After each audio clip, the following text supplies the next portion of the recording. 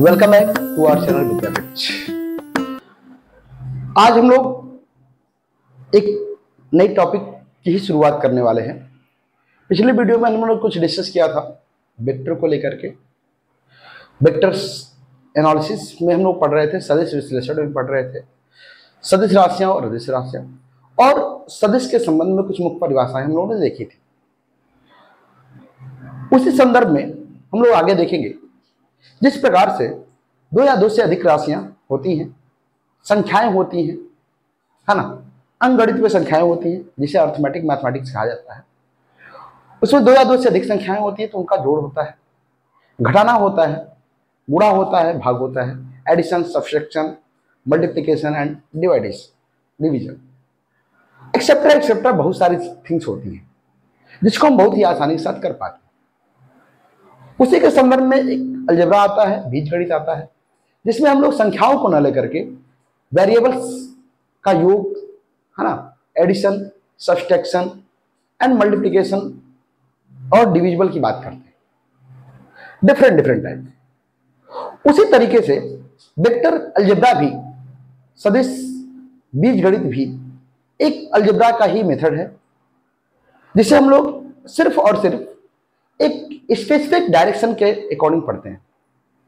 सारी चीजें इसमें लगभग सेम होती हैं अलजेब्रा के अकॉर्डिंग ही, लेकिन इसमें सिर्फ और सिर्फ एक स्पेसिफिक कंडीशन होती है डायरेक्शन। वेक्टर क्वांटिटी, चूंकि हम लोग पीछे पढ़ा है कि वेक्टर क्वांटिटी को डिफाइन करने के लिए, सदिश को डिफाइन करने के लिए, वेक्टर को डिफाइन करने के लिए दिशा की आवश्यकता होती है। मैग्नीट्यूड तो जानते ही हैं, मैग्नीट्यूड जो होता है, हम लोग सदिश या अदिश दोनों कोई भी राशियां हो, चाहे सदिश राशियां हो या तो अदिश राशियां, दोनों राशियों में मैग्नीट्यूड की आवश्यकता होती है डिफाइन करने के लिए। बट स्केलर क्वांटिटी को डिफाइन करने के लिए मैग्नीट्यूड की आवश्यकता तो होती है, परंतु वहां पे डायरेक्शन की आवश्यकता नहीं होती, डायरेक्शन वहां पे प्रेजेंट ही नहीं होता। बट वेक्टर क्वांटिटी में डायरेक्शन एंड मैग्नीट्यूड, दिशा और परिमाण दोनों उपस्थित होते हैं। तो हम लोग पढ़ने वाले हैं वेक्टर क्वांटिटी को ही। तो इस वीडियो में हम लोग डिस्कस करेंगे वेक्टरों के योग और वेक्टरों के घटाने के बारे में, ठीक है। इसमें दो अलग अलग टॉपिक होंगे जिसको वन बाय वन हम लोग देखने वाले हैं। आइए देखते हैं। कहेंगे सदिशों का योग, सदिशों का योग, addition of vector, addition of vector. सबसे इंपॉर्टेंट चीज होती है एडिशन ऑफ वेक्टर, सदिशों का योग। सदिशों के योग में एक कंडीशन होती है कि दो या दो से अधिक सदिश, सबसे इंपॉर्टेंट लिखते हैं, पहले परिभाषा लिख देते हैं उसके बाद करें। दो या दो से अधिक सदिश, अधिक सदिश,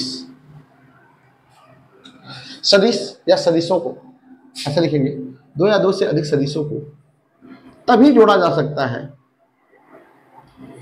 तभी जोड़ा जा सकता है,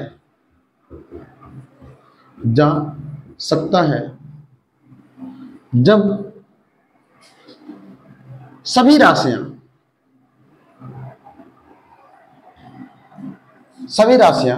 समान प्रवृत्ति की हों, समान प्रवृत्ति की हों,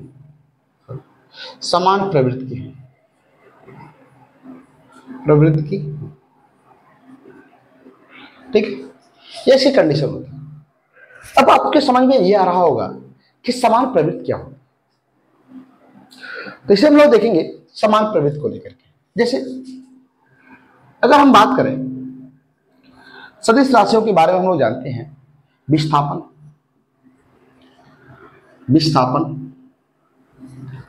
वेग,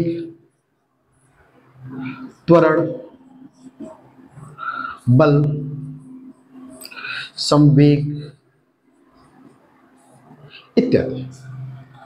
जिस प्रकार से हम लोग विस्थापन को या तो यक्ष से प्रदर्शित करते हैं या हम ले लेते हैं यश से, ठीक है। और दरअसल ये एक सदिश राशियां हैं, तो हम इसे सदिश के रूप में निरूपित करेंगे। ठीक है, वेग हो गया, वेग को वेक्टर v से प्रदर्शित करते हैं, त्वरण को वेक्टर a से प्रदर्शित करते हैं, बल को वेक्टर f से प्रदर्शित करते हैं, और संवेग को हम लोग p से प्रदर्शित करते हैं। तो समान प्रवृत्ति का मतलब ये है कि यदि दो सदिश तभी संयोजित हो सकते हैं, एक साथ जोड़े जा सकते हैं, जब उनकी प्रवृत्ति समान हो। मतलब यदि विस्थापन हो, तो अगर कोई राशि दो या दो से अधिक राशियां हो जो विस्थापन में ही, जैसे x1 हो, x2 हो, x3 हो, तो इस तरीके से अगर अलग अलग विस्थापन है ना, ये सदिश राशियां ही है, विस्थापन की सदिश राशियां। देखिए इनकी प्रवृत्ति समान है, ये भी विस्थापन है, ये भी विस्थापन है, ये भी विस्थापन। तो अगर ये विस्थापन है तो सबको हम जोड़ सकते हैं, x1 plus x2 plus x3। ठीक है, पहली बात तो ये सदिश है। दूसरी कंडीशन ये है कि इनकी प्रवृत्ति समान है, मतलब ये तीनों क्वांटिटी जो है, फर्स्ट सेकंड थर्ड, ये तीनों क्वांटिटी जो है ये विस्थापन की ही क्वांटिटी है। ठीक है, तो ये प्रवृत्ति समान होगा। इसी तरीके से यदि कोई दो या दो से अधिक वस्तु हो, वो गति कर रही हो, या ऐसे लिख सकते हैं कि मान लीजिए कोई वस्तु हो जिसका वेग निरंतर परिवर्तित हो रहा है। पहले उसका वेग v1 था, कुछ समय बाद इसका वेग v1 v2 हो गया। ठीक है, फिर इसका वेग v3 हो गया, सॉरी v3 हो गया। तो इनके वेगों का अगर योग करना हो, ठीक है, वेगों का अगर योग करना हो, संयोजन करना हो, तो हम इसे लिख सकते हैं vector v1 plus vector v2 plus vector v3। ठीक है, बात समझ में आ रही है। इसी तरीके से त्वरण को लिख सकते हैं, अगर दो तीन त्वरण हो, a1 plus a2 plus a3। बल को लिख सकते हैं, दो या दो से अधिक बल हो तो F1 plus F2 plus F3। संवेग लिख सकते हैं P1 plus P2 plus P3। इस तरीके से लिख सकते हैं। यदि ये राशियां समान प्रवृत्ति की हो तो देखिए ये भी त्वरण है, त्वरण है, त्वरण है। ठीक है, लेकिन अगर इनकी प्रवृत्ति समान ना हो, जैसे अगर हम कह लें कि जैसे मान लीजिए कि x1 विस्थापन हो गया, ये हमारा वेग हो गया, त्वरण हो गया, बल हो गया और संवेग हो गया। अगर ये राशियां, ये वेक्टर क्वांटिटी ही है, देखिए ये राशियां सदिश राशियां ही है, लेकिन क्या ये एक दूसरे से संयोजित हो सकती हैं?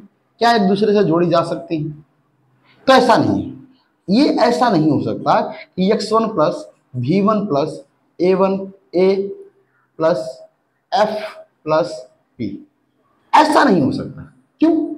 क्योंकि इनकी प्रवृत्ति अलग अलग है, भिन्न भिन्न है।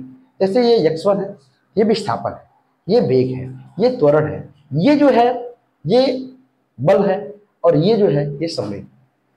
अभी हमने पीछे जो जब हम लोग वेग वो मात्रक पढ़ रहे थे और बीमा पढ़ रहे थे, तो उसमें हमने वो बीमा में हम लोगों ने एक स्पेसिफिक चीज देखी थी, सीखा था कि राशियां तभी संयोजित हो सकती हैं, कोई भी राशियां दो या दो से अधिक राशियां तभी एक दूसरे से संयोजित हो सकती हैं या घटाई जा सकती हैं जब उनकी बीमाएं या मात्रक समान हो। मात्रक समान होगा तो बीमा भी समान होगी, और अगर बीमा समान होगी तो मात्रक भी समान होगी। और यदि अगर कोई दो राशि है, जैसे मान लीजिए कि यहाँ पे अगर हम ले लें, कोई ए ले ले और बी ले ले, अगर दो राशियां एक दूसरे से संयोजित हैं तो बीमा में हमने ये देखा था कि ए और बी, अगर दो राशियां संयोजित हैं ए और बी, ठीक है, ए प्लस बी लिखा गया है, तो इससे साफ साफ ये है, हम समझ सकते हैं कि इन दोनों राशियों का मात्रक, दोनों राशियों का मात्रक और दोनों राशियों की बीमा, ये दोनों तो समान होने वाला है। आप समझ आ रही है? अगर दो राशियां एक दूसरे से संयोजित हैं तो उनके मात्रक समान होंगे, उनकी बीमा समान होगी। तो सदिश में भी यही है, सदिश में यही है कि इनकी प्रवृत्ति अगर समान है, अगर समान प्रवृत्ति है, अगर विस्थापन विस्थापन है, दो या दो से अधिक विस्थापन है, तो एक दूसरे से संयोजित किए जा सकते हैं। दो या दो से अगर अधिक वेग है तो भी एक दूसरे से संयोजित किए जा सकते हैं। दो या दो से अधिक त्वरण है तभी संयोजित किया जा सकता है। लेकिन यदि वेग और त्वरण अलग अलग हो, वेग और त्वरण को एक दूसरे से संयोजित करना हो, तो ये पॉसिबल नहीं। ठीक है, ये संभव नहीं, ये किसी भी मैथमेटिक्स में संभव नहीं है। चाहे हम अरिथमेटिक की बात करें या अलजेब्रा की बात करें। ठीक है, बात समझ में आ रही है? दो या दो से अधिक राशियों का संयुक्त। अब इसको हम देखेंगे एक अलग माध्यम से। अभी हम लोग देख लेते हैं,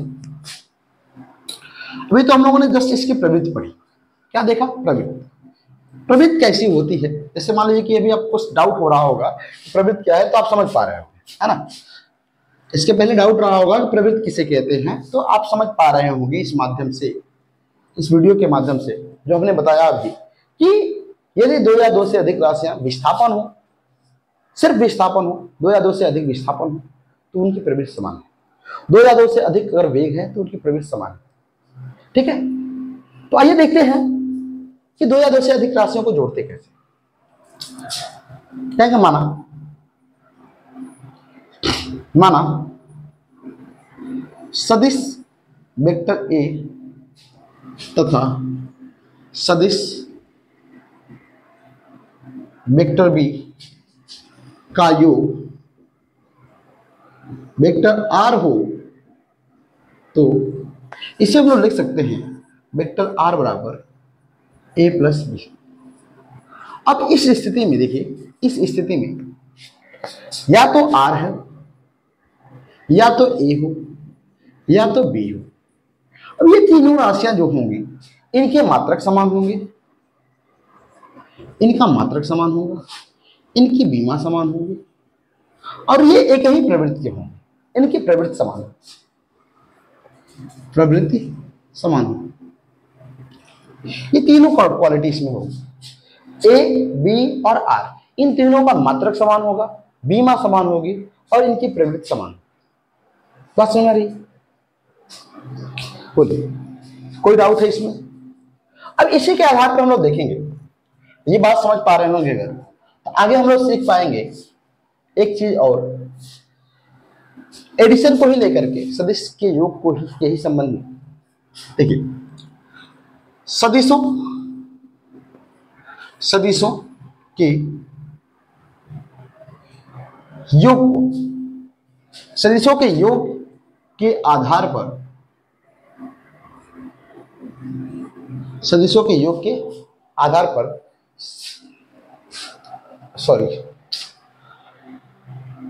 सदिशों के योग के आधार पर, सही तो है, ठीक तो है, सदिशों के योग के आधार पर दो अवधारणाएं हैं। कितनी अवधारणाएं हैं? दो अवधारणाएं हैं, अवधारणाएं हैं। ठीक है, क्या अवधारणा है भैया? पहला है ज्यामिति विधि,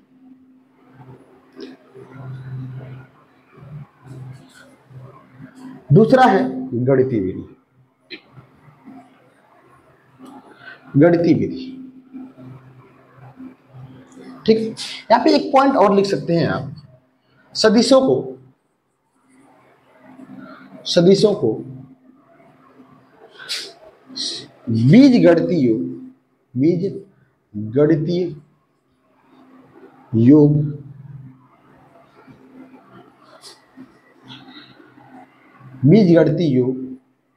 के मान्यतः आधार पर नहीं जोड़ा जा सकता है। ठीक है, ये इंपॉर्टेंट इसी है कि मतलब जैसे हम लोग दो राशियां लेते हैं ए और बी, और हमने दोनों को जोड़ दिया, ये हमने जोड़ दिया इस तरीके से, तो इस तरीके से इसको नहीं जोड़ा जा सकता। इसके लिए एक स्पेसिफिक मेथड होता है, जो हमारे पहली विधि होती है ज्यामितीय विधि, दूसरी होती है गणितीय विधि। इसे हम लोग कहते हैं जियोमेट्रिकल मेथड। दूसरा हमारा कहलाता है मैथमेटिकल मेथड।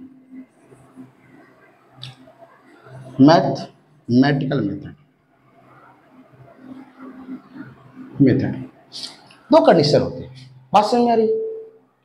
अब ये दोनों कंडीशन जो है, ज्यामितीय विधि और गणितीय विधि, इनकी भी दो विधियां होती हैं, कौन सी विधि भाई? इसकी भी दो कंडीशन, इसकी भी दो कंडीशन।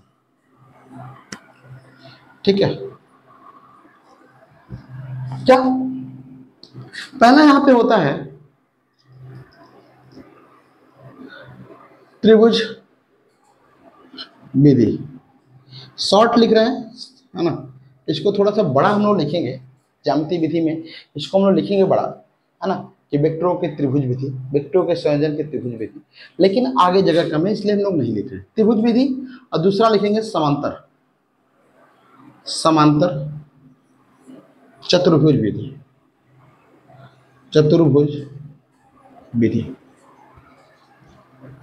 और यही दोनों विधियां गणितीय में भी होती है, त्रिभुज विधि विधि और समांतर चतुर्भुज विधि, समांतर चतुर्भुज विधि। ठीक है, मतलब गणितीय विधि को भी इन दो विधियों द्वारा, अलग अलग विधियों द्वारा संयोजित किया जा सकता है, जैसे त्रिभुज विधि हो गया और समांतर चतुर्भुज विधि। इसे भी हम कह सकते हैं त्रिभुज विधि और समांतर चतुर्भुज। ये दोनों विधियां जिस तरीके से हम इसको ज्यामिति के आधार पर, है ना, ज्यामिति मतलब फिगर समझ सकते हैं, है ना, फिगर के आधार पर जिस तरीके से इसे संयोजित करते हैं उसी के आधार पर हम लोग इसे भी करते हैं। बस थोड़ा सा ये होता है कि यहाँ पे हम लोग इसको फिगर के माध्यम से, सिर्फ फिगर के माध्यम से ही समझ पाते हैं, और यहाँ पे इसका गणितीय स्वरूप हम लोग प्राप्त कर पाते हैं। इसी फिगर के माध्यम से हम लोग गणितीय स्वरूप प्राप्त करते हैं। समझ में आ रही है? तो आइए देखते हैं, पहली विधि हमने ज्यामितीय विधि। क्या होती है ज्यामितीय विधि? ठीक है, पहली विधि हम लोग देखेंगे ज्यामितीय विधि। ज्यामितीय विधि में पहली विधि आएगी हमारी, अभी हमने बताया आपको फर्स्ट, इससे पहला हमारा होता है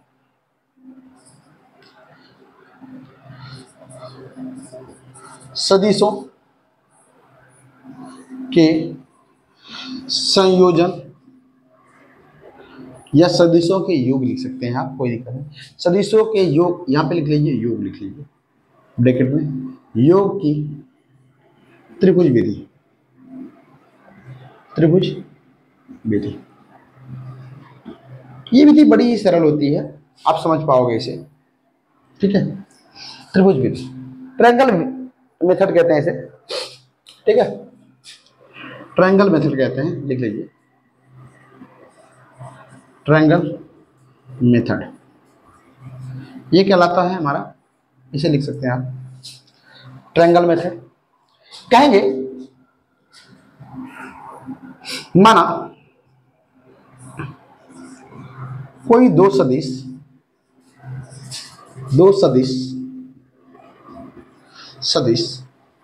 वेक्टर ए एवं वेक्टर बी है। मान लेते हैं कि कोई दो सदिश वेक्टर ए एवं वेक्टर बी है। ठीक है, जिसे क्या कहा गया, इसको हमने कह दिया ये वेक्टर ए है और ये हमारा वेक्टर बी है। ठीक है, ज्यामितीय विधि की बात की जा रही है। जब ज्यामिति की बात की जा रही है, ज्योमेट्री की बात की जा रही है, तो यहाँ पे इसका शेप होना चाहिए। तो हमने मान लिया कि यहाँ पे कोई एक डायरेक्शन है, इस डायरेक्शन में इसका माप जो मैग्नीट्यूड है, मैग्नीट्यूड के साथ साथ जो डायरेक्शन है वो रिप्रेजेंट कर रहा है वेक्टर ए, और इस वेक्टर को रिप्रेजेंट कर रहा है वेक्टर बी, दो राशि। अब देखिए, हम लोग जानते हैं कि सदिश में दो चीजें होती हैं। क्या होता है भाई? एक होता है, इसे हम लोग कहते हैं बाड़ाग्र, इसे हम लोग कहते हैं पक्षाग्र,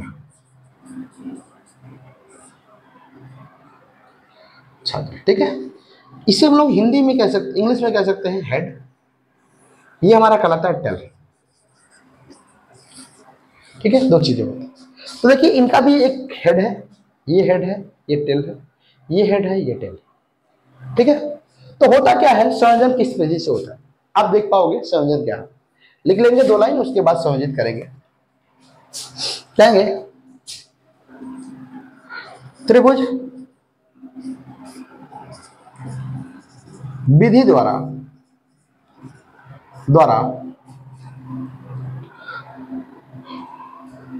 पहले सदिश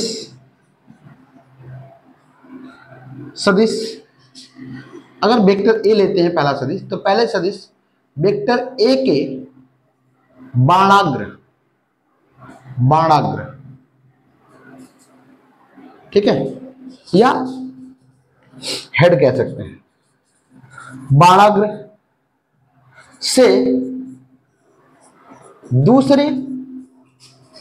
दूसरा जो है हमारा, है ना, दूसरे सदिश वेक्टर बी के पक्षाग्र, ये पश्चिमी भाग कह सकते हैं, जिससे हम लोग अंग्रेजी में टेल कह सकते हैं। टेल को संयोजित करते हैं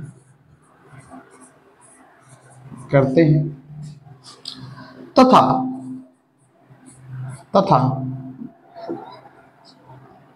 बी सदिश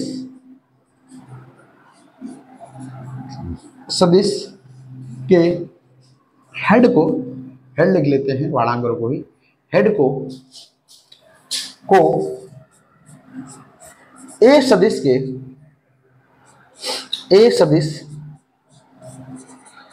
के पक्षाग्र,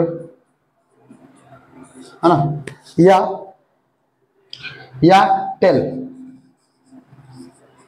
टेल से एक सदिश वेक्टर आर द्वारा संयोजित करते हैं,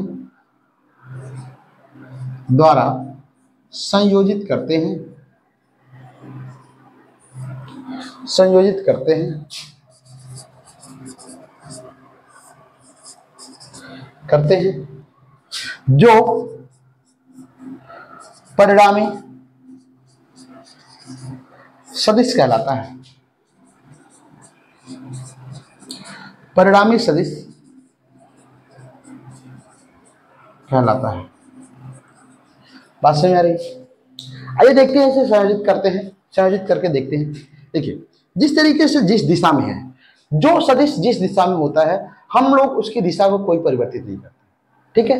तो जैसे हमने ये वेक्टर ए लिया, वेक्टर ए यहाँ पे हो गया, देखिए, ठीक है, और इसको हमने कह दिया ए, और ये जो दूसरा सिरा, बिना इसकी दिशा को परिवर्तित किए सिर्फ इसको ला करके हम लोग कहाँ पे रख देंगे भाई, ए सिरे के, जो वेक्टर ए होगा इसके सिरे से ला करके संयोजित कर देंगे, और फिर यहां से एक सदिश के द्वारा इसको संयोजित करेंगे, ठीक है, जो हमारा कहलाएगा वेक्टर आर।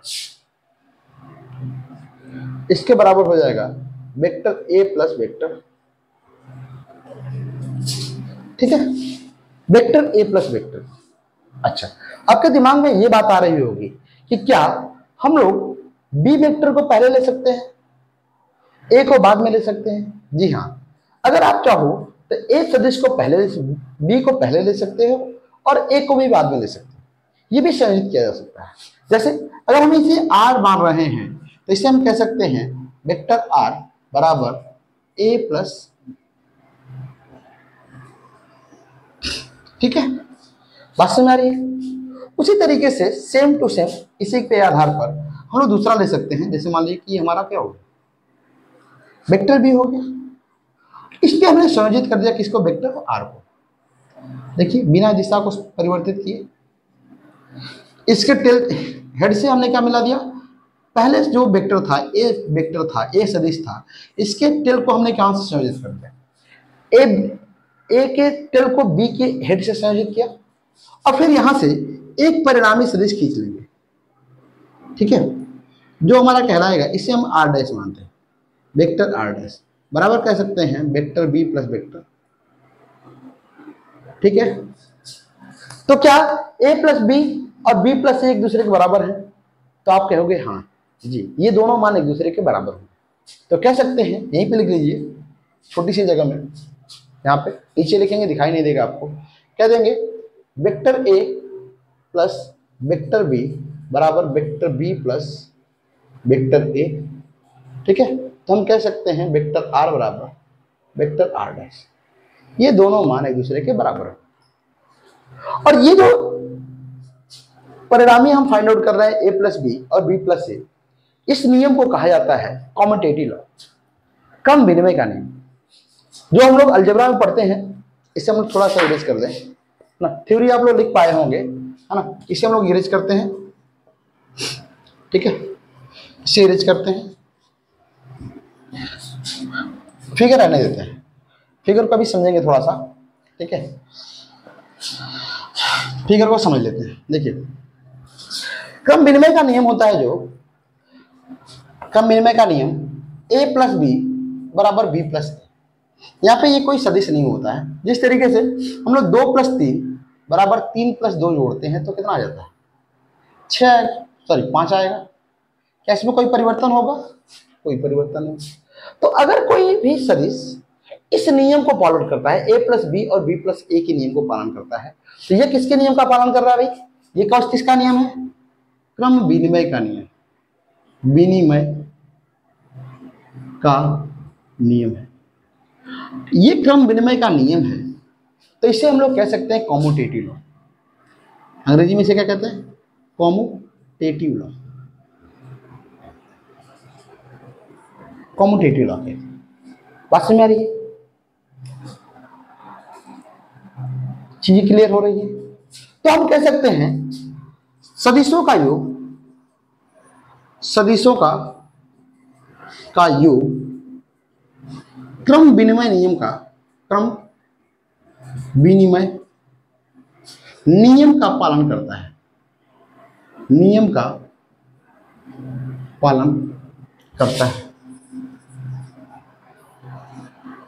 यहां से एक बात क्लियर हो रही है, क्रम विनिमय नियम का पालन करता है। जैसे वेक्टर r बराबर हमने लिखा a प्लस बी लिखा, और r डैश बराबर लिखा b प्लस ए, ये दोनों मान एक दूसरे के बराबर है, तो कह सकते हैं a प्लस बी बराबर b प्लस ए, b प्लस ए बराबर a प्लस बी।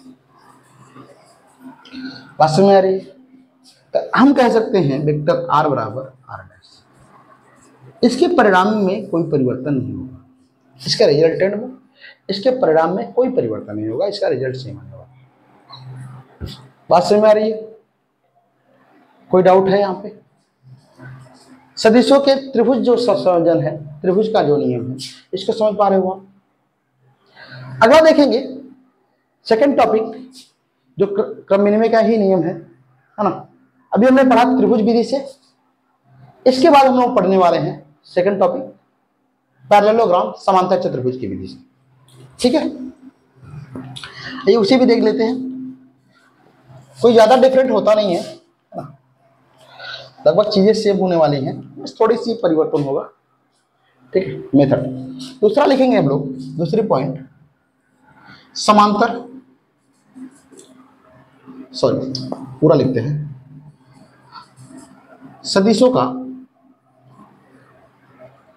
का समांतर चतुर्भुज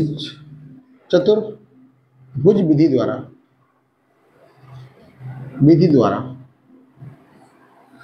सदिशों का समांतर चतुर्भुज विधि द्वारा संयोजन या योग लिखिए, यहां पे ब्रैकेट में लिख दें संयोजन, ठीक है, ब्रैकेट में लिख लिया संयोजन। बात समझ आ रही? कैसे होगा यहाँ पे? देखिए यहाँ पे करते हैं, कहेंगे माना कोई दो सदिश वेक्टर ए एवं वेक्टर बी है, ये हमने मान लिया। कैसे है भाई? सेम टू सेम वही मान लेते हैं। ये हमने मान लिया, क्या ये मान लिया वेक्टर ए, इसको हमने मान लिया वेक्टर बी। यहाँ पे समांतर चतुर्भुज विधि द्वारा, तो कहेंगे समांतर चतुर्भुज द्वारा, समांतर चतुर्भुज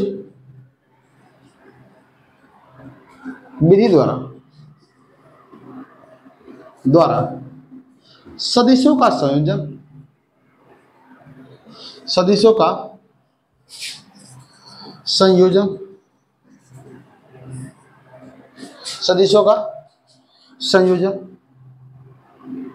सदिशों के संयोजन संयोजन के आधार पर दोनों सदिशों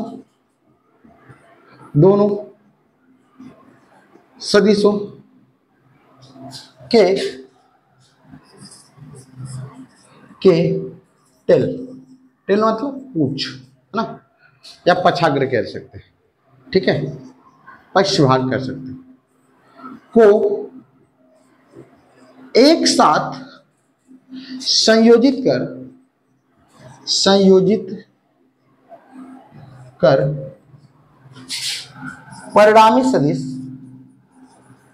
परिणामी सदिश वेक्टर आर खींचा जाता है।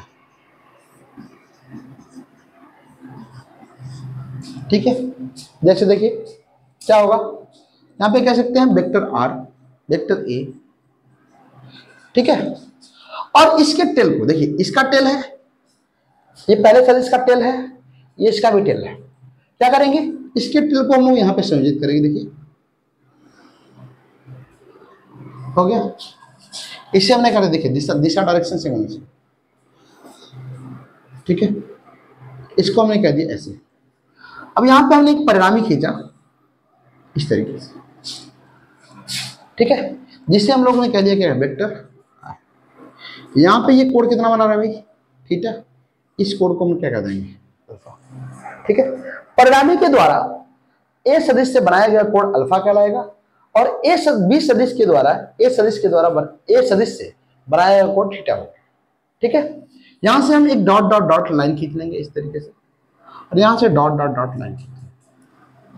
बोलिए कोई डाउट है?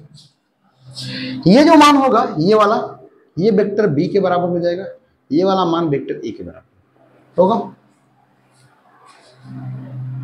ये मान इसके बराबर, ये मान इसके बराबर हो जाएगा। तो आप देख पाओगे कि यदि यहां पे दो त्रिभुज का निर्माण हो रहा है, कितने त्रिभुज का, दो, एक तो ये और एक ये, तो आप जिसको चाहो या तो इसको ले लो या तो इसको ले लो, दोनों में से किसी को लेकर के आप इसके मान को ज्ञात कर सकते हैं। क्यों? क्योंकि देखिए यहां पे जो है वेक्टर ए वेक्टर बी, तो त्रिभुज के आधार पर ही हम लोग लिख सकते हैं वेक्टर आर बराबर ए प्लस बी। और अगर इस सदिश को लेते हैं तो यहीं पे परिणामी तो आर ही होने वाला है, दोनों का परिणामी बराबर, देखिए तो ये हो जाएगा वेक्टर बी प्लस वेक्टर ए,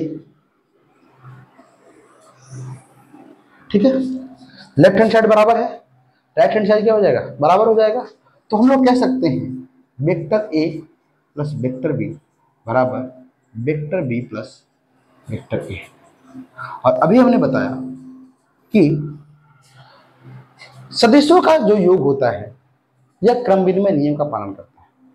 क्रम विनिमय नियम क्या होता है, दो सदिश, जब दो सदिश हो या ना हो, है ना, क्रम विनिमय का नियम सिर्फ संख्याओं के ऊपर डिपेंड करता है। ए प्लस बी बराबर अगर कोई संख्या है, बी प्लस ए है, तो ये कॉम्यूटेटिव लॉ कहलाता है, क्रम विनिमय का नियम कहलाता है। और जो सदिश है इस नियम को बखूबी फॉलो कर रहे हैं, है ना। तो हम कह सकते हैं ये कि सदिशों का जो योग होता है वह क्रम विनिमय नियम का पालन करता है। बात समझ आई? सदिशों का योग दो प्रकार का होता है, ये हम लोगों ने जाना। एक होता है ज्यामितीय विधि और एक होता है गणितीय विधि। गणितीय विधि की दो विधियां थी और ज्यामिति की भी दो विधियां थी। हम लोगों ने इस वीडियो में अभी ज्यामितीय विधि के माध्यम से ही सीखा है कि मतलब ज्यामितीय विधि के आधार पर सदिशों का योग किस प्रकार से हम ज्ञात कर सकते हैं, ठीक है, वेक्टर के रूप में। तो हम लोगों ने देखा कि पहला त्रिभुज, यहां पे सदिशों का जो योग है ये समांतर चतुर्भुज के आधार पर है, और हम लोगों ने पहले पढ़ा कि सदिशों का योग त्रिभुज विधि के आधार पर, ठीक है।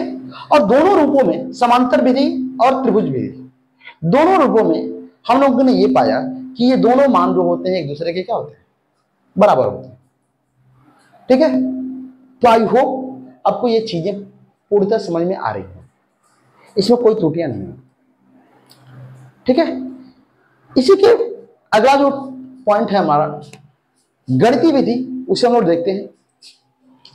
नहीं, गणितीय विधि नहीं, अभी तो एक छूट रहा है हमारा, सॉरी, एक छूट रहा है सदिश, ये हो गया। अगर मान लीजिए, हाँ एक और छूट रहा है, अगर मान लीजिए यहाँ पे 2 सदिश है, अगर 3 सदिश हो, 4 सदिश हो, तो उनको भी तो संयोजित किया जा सकता है। तो हम लोग कहते हैं उसे पॉलीगन मेथड कहते हैं। आइए देखते हैं, उसे छूट रहा था, ठीक है, छोड़ेंगे तो नहीं, इतना तो है। पूरी की पूरी फिजिक्स आपको फ्री में हम लोग पढ़ाने वाले हैं, ठीक है, फ्री में, बिना एक पैसे लिए। देखेंगे पॉलीगन मेथड। तीसरा हमारा होगा 2 से अधिक सदिशों का योग,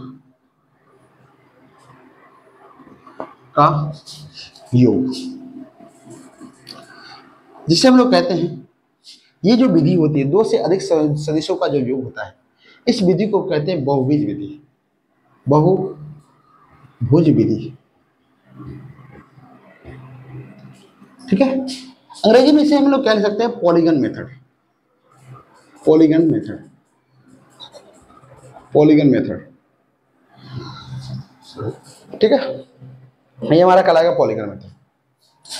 पॉलीगन मेथड क्या होता है? 2 या 2 से अधिक सदिशों का जो योग होता है वो क्या होता है? 2 या 2 से अधिक सदिशों का, 2 से अधिक, 2 नहीं, 2 तो रहेगा तो वो हमारा समांतर चतुर्भुज में और त्रिभुज, इन दोनों के आधार पर व्याख्या कर दी जाएगी। लेकिन अगर 2 से अधिक सदिश हो तब क्या करेंगे?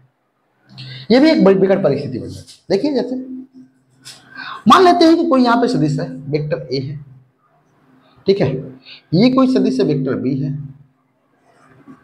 ये कोई सदिश है वेक्टर सी है, ठीक है, ये कोई सदिश है वेक्टर ई है,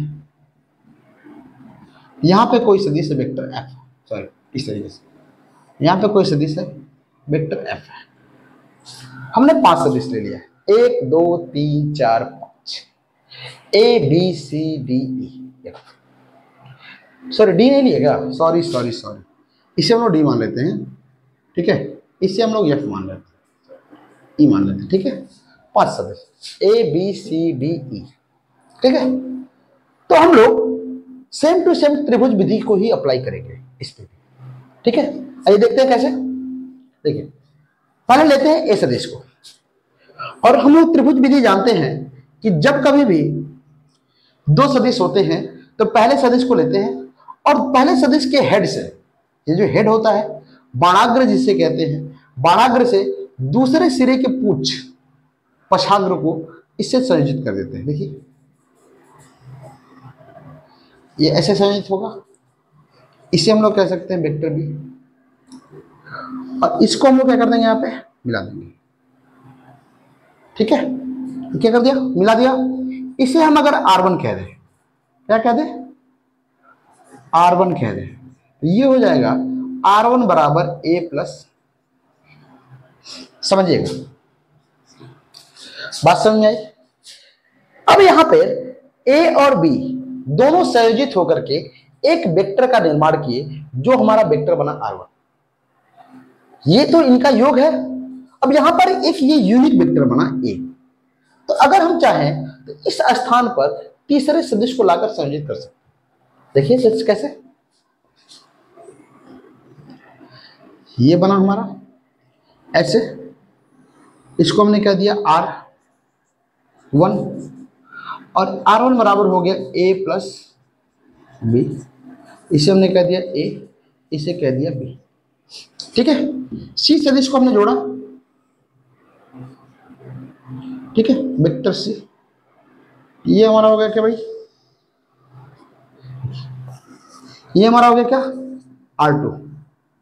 R2 बराबर क्या हो जाएगा, देखिए ये हमारा हुआ R1, क्या देंगे, R1 plus vector C, R1 plus vector C, क्या कहेंगे, R2 बराबर R1 प्लस वेक्टर सी।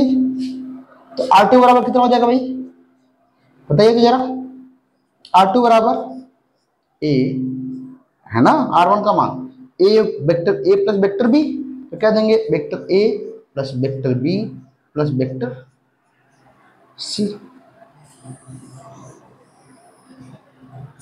ठीक है, इसी तरीके से ये डी वेक्टर को जोड़ना हो तो देखिए वेक्टर ए वेक्टर बी, ये हमारा हो गया वेक्टर R1, यहां पे हमने जोड़ दिया क्या वेक्टर सी को, ये हमारा हो गया वेक्टर R2।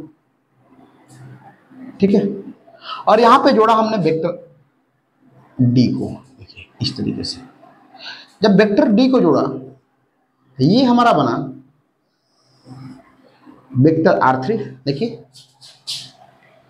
वेक्टर R3 बराबर कह सकते हैं R2, R3 बराबर R2 vector R2 plus D. ठीक है, इसका मान होगा हमारा वेक्टर R3 बराबर R2 प्लस डी। R2 का मान कितना है इतना, तो कह सकते हैं R3 बराबर vector A plus vector B plus vector C plus vector D.